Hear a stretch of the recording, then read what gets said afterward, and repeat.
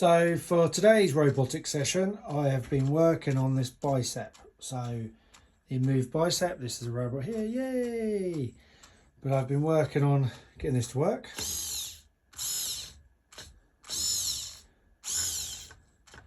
Got a limited movement, but first time I built it, I actually had the servo around the wrong way, and somebody on the Inmoov forum helped me, which is brilliant. The careful thing is this, obviously this is 3D printed. These servos are big and powerful, so literally it can tear the whole arm apart. So if it gets jammed or gets wrong, it can go a bit wrong. So you've got to be super careful. It's good to actually get back to working on the Inmoov robot. There it is. He is, she, he. So biceps next.